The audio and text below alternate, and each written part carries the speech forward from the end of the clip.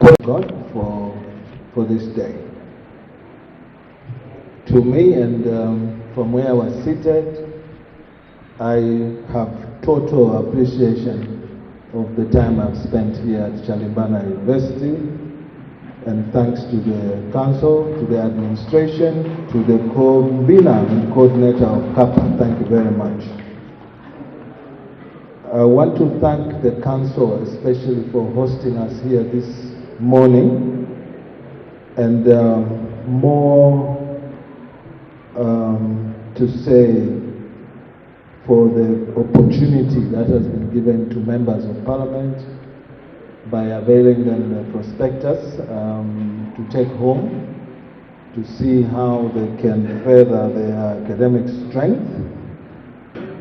Maybe I must go ahead and thank the Minister of Education, Honorable Douglas Siakalima, for the very inspiring words that he shared with us this morning.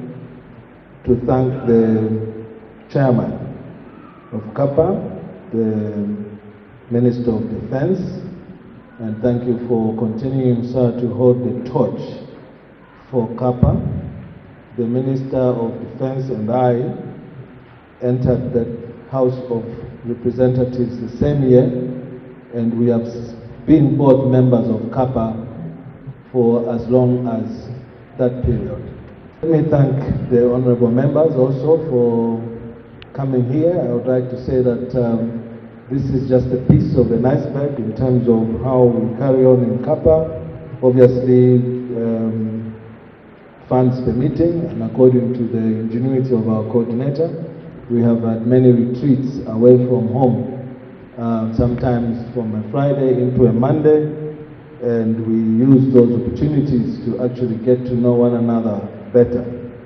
So for this day outing, I'm very thankful to all of you for coming to see value of what we do in CAPA. The familiarization visit by parliamentarians will surely acquaint the members of parliament to have a clear roadmap to guide Chalimbana University's quest and drive towards the provision of governance and leadership.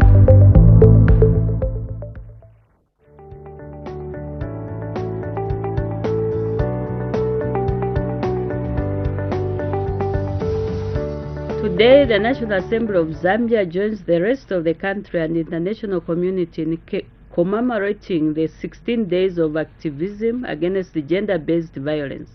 The campaign runs every year from 25th November, the International Day for the Elimination of Violence Against Women, to 10th December, the Human Rights Day.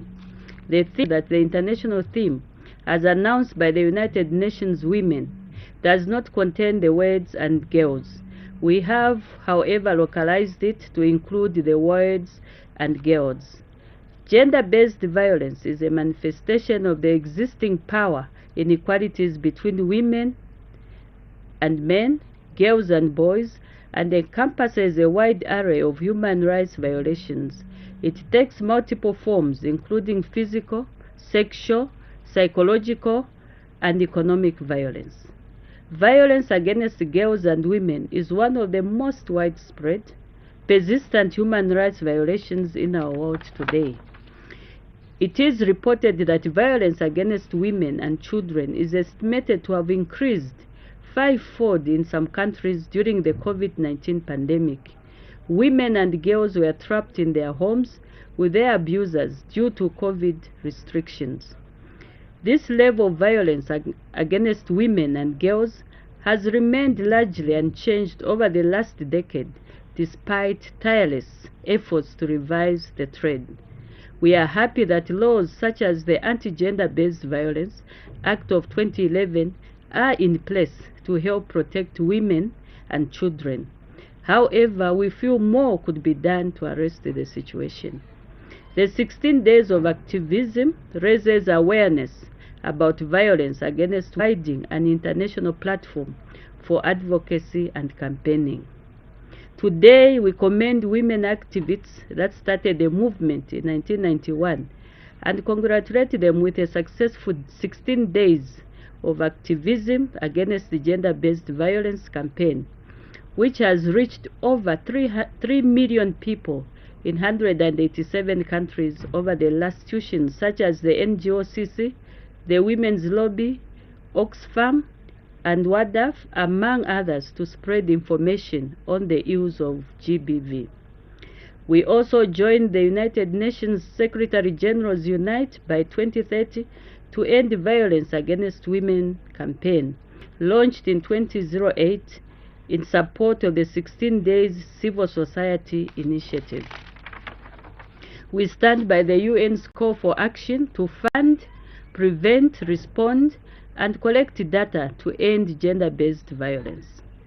Consistent with the principles of the Unite campaign and its priorities for this year, we reaffirm our commitment to 1. Advocate for inclusive, comprehensive, and long-term strategies, programs, and resource commitments to prevent and eliminate violence against women and girls, particularly those from the most disadvantaged groups.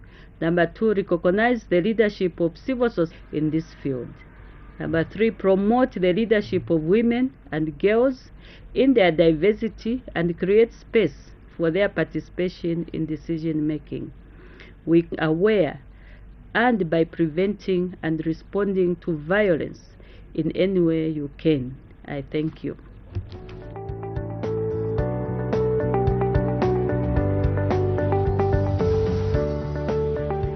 Super awesome novellas, super duper kid shows, all right, and super slamming WWE 24/7. All at the super cool price of 260 Zambian kwacha. Good. Let's keep a 20-minute break at 16:40 until 17 hours when we expect business to resume. And under consideration is Head 37, the Minister of Finance and National Planning, whose policy statement was delivered by the Minister of Finance and